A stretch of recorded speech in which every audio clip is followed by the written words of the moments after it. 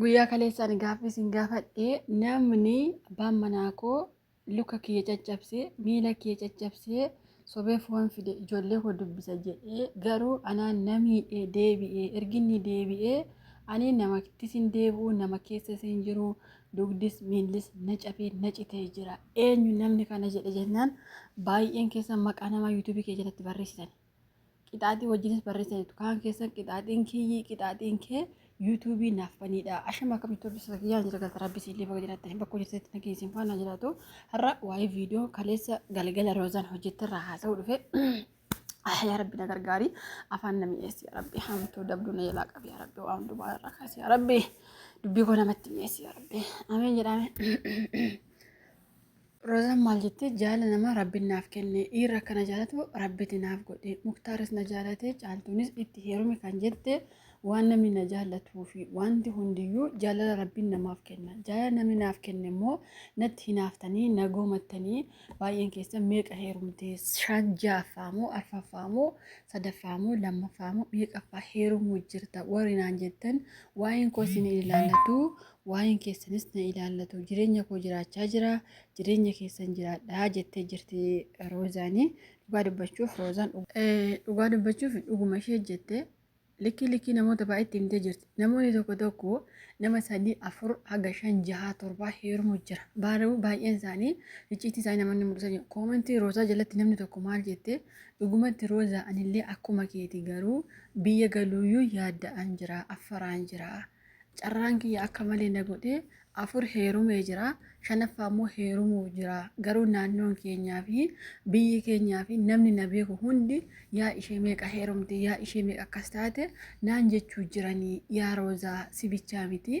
Anillee akkuma keeti kaa jette koomentii barreessite takka hin jirti jechuudha. Roozaa jalatti waa'ee kaleessa Roozaan osoo buna danfistuu haasoftee jechuudha. Bakka kanatti namoonni waa'ee gaa'ilaa baay'een isaanii hin qoosan. Namoonni qoosan tokkoffaa warra ganaa heerumu. Lammaffaa immoo warra heerumee jireenya gaarii rabbi kenneefi. Sadaffaa immoo warra heerumuma jedhee dhaga'ee heerumee jireenya badaa itti dhufe. Kana sadanirraa gaa'ilaa, du'aa, heeruma kan jettan kunis gaa'ila kan jettan kunis du'a kan jettan kunis da'umsa kan jettan kunis wanti kun hundisa waa ilaallatee guyyaan isaan beekamu jechuudha. Fakkeenyaaf dubartii ulfaa tokko ji'a 9tti dubartiin tokko deessii yoo jettan dubartiin sun ji'a 9 sanatti da'uu dhiisuu dandeessi. Ganama deessee galgala deessee guyyaa isaan beektu. Du'allee ganama duutee galgala duutee guyyaa duutu hin beektu. Heerumallee akkasuma bakkatti heerumtu hin beektu. Kanaaf maasiniin jechuu barbaade warreen caraaroosatti qoosuu jirtan. Yoo har'a isiniin qaqqabuu baatellee ala keessan qaqqabuunsa waan hin oolle. Tokkoffaa rakkoon Roozaa maali beektanii? Miidiyaarra fiddi. Yoo abbaa manaallee argatte yoo maalillee ta'e miidiyaatti fidde isinitti himti. Garuu namoonni miidiyaarra osoo hin fidin dhokfatee baay'eensaa ka 3, 4 heerumee inda'u ka abbaa manaa malee 3, 4 manatti fakka aletu diqaalaa fakka baatu irra caala. Dhugaa rabbisiin jedha bara. Siiras garuu carraan biyya Arabaa kun dhufee kaan biyya Arabaa kana argi dhufeetu bakka akka durba dingilii tokkotti silkii tokko birrima riyaaluma 300, 400 yoo bitate isumaan koomentiitti hangattaa ullee baay'ee jira jechuudha. Salphina isaa baattate. Kanaafuu dhugumatti Roozaan akkuma jette jaalala namaa rabbi kenneefi 5 heerumtee 20 heerumte jiruu koo hin jiraattanii jiruu keessan hin jiraadhu. Dhugaa rabbi isiniitiif amma namni tokko akkuma jiruu nama amma yeroo viidiyoo jedhu namni tokko maal jedhu beektanii haanna odeessitu haanna ati akkasi haanna ati faa nama akkasi haan jiruu namaan jiraatiina jiruu isaa abbaa isaa jiraata. Roozaa amma fakkeenyaaf guyyaatti 30 yoo heerumte guyyaatti 30 yoo haanfeetaa jenna ayidoon qarqaama isheeti. Dhugaa rabbi heerumtee hiifattee akkuma isa jire amma too Roozaan birrii naaf ergaa hagam amma abaluutti ani heerumee abaluu hiikee abaluutti erfanii hiike jettu kana Roozaan as baatee immoo birrii naaf ergaa rakkoon koo kanaan osoo jettee namni Roozaaf birrii ergu nama muraasa. Dhugaa rabbi isiniin jedha. Kanaafuu Roozaa isaa ta'u fakkaatu Roozaa isaa ta'u kan akka fakkeenyaaf abbaa manaa tokko yoo argattan yoo jireenyi keessan gaarii isaa ta'u badasa miidiyaarra fidina bakka. Jireenyi miidiyaa fi jireenyi mana keessa adda adda. Amma fakkeenyaaf namoonni yuutuubii hojjetan baay'een isaanii ni beektan.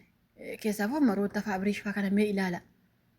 Isaan yeroo ilaaltan amma waanuma isaan amma wal fu'aa jiran wayii yookaas immoo gurbaan suni haadha manaa isaa haadha mucaa isaa waanuma dhiisee intala fu'uu wayii isinitti fakkaachuu danda'a.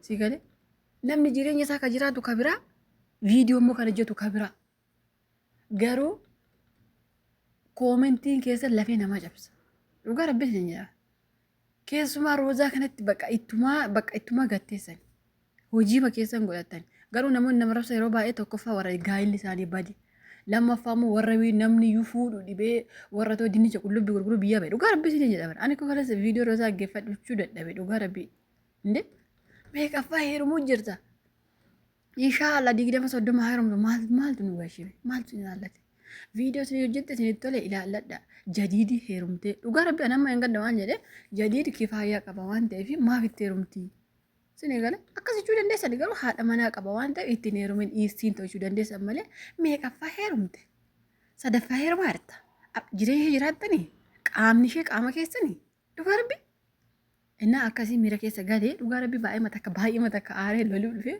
maaliif namni keenya gaafa namni tokko boo'ee imimmaan isaatiin bakka miidiyaa kanarraa ani akkasii amma roozaan osuma nama rabseellee arraban beektu garuu otoo likkii isinitti himte irra gaarii roozaan dhugaa rabbii sadii heerumtee afur heerumtee maaltu si ilaallate innaa akkasii baay'ee matakka aaree dhufe dhugaa rabbii viidiyoo ishee kaleessa hundasaa haggeeffadheera irraa bu'aa irraa gattaa feetu jaratti heerumuu jirti feetummoo heerumuu hin jirtu yoo heerumtellee caaltuun eeyyamteef jirti muktaarii rakkoo takkaan qabu yoo itti heerumte rakkoo maalii qaba jadiidillee yoo fuudhe kifaayyaan eeyyamnaafi nama rakkoo qabu dhugaa rabbii sa'idoo illee hin fuudha jedhe yoo suma isheen eeyyamte rakkoo qabu kun jechuun jaalala namaa qabdi jechuudha akkuma isheen jettee bakka acha inni itti aanu koomentii jalatti baay'een keessan qixaaxii wajjin naa barreessanii jirtanii qixaaxii kiyya hin kaffalaa namoonni yuutuubii nuuf banii qixaaxiin kiyya yuutuubii banuudha warri jettanii yuutuubii akkaataatti yuutuubii banan jettanii yuutuubii irra galtanii yoo barreessan absiniif bahaa isa ilaaltanii banattu jechuudha yoommoo qixaaxiin kiyya akkasumatti viidiyoo nuuf hojjedhu yookaas immoo keessaa nu dubbisi lakkoofsa kennuuf ergi atumti nuu banii yoo ittanis immoo rakkata akka hin qabu garuu maaliif maqaa namaaf ta'in jalatti barreessan akkamitti baratan akka nama sanatti akkamitti baratan namni suni ani sireerraa lafa na kaa'ee wayyuu ani du'ee marfee jira tamtee nama sana marfee jira baay'ee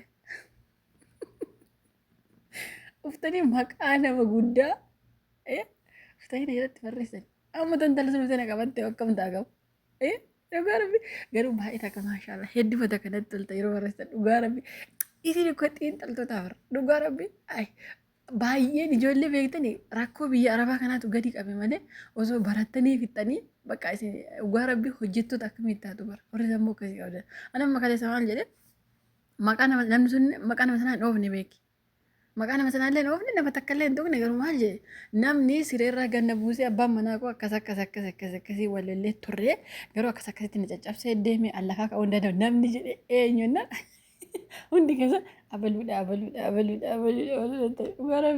viidiyoo ishee yeroo 2-3 irra deddeebi'ee dhaggeeffadhee jira dhugaa dubbachuun dhugaa keessan bartanii jirtanii garuu ani waan jedhe duubatti hin deemu waan ta'eef qixaaxii waan isinii qaxxaamuu qabu waan isiniif ani qaxxaamuu qabu dhugaa rabbii koomentii jalatti barreessa akkuma bartanii jechuun bartanii jirtan kaleessa maqaa nama sanaa dhugaa keessa nama sanadha garuu maal akkan gochuu qabu nama lama bichaa barreeffate qixaaxii kaan keessa illee barreeffachuu dandeessan waan isin jettan hin godha dhugaa rabbii keessan sin dubbise waan isin jettan gochuu hin danda'a maaliif tarii eessaan si argina YouTube irra dhiira waan ta'eef jechuu dandeessanii lakkoofsa koo jalatti ni barreesse keessan qixaaxiin kiyya kana yoo jettan dhugaa rabbii hin kaffala dhugaa rabbii garuu gobus baruu keessaniif gobus baqa namni akkatti waan ta'e qormaata qoramee darbu baay'ee akka namatti tola dhugaa rabbii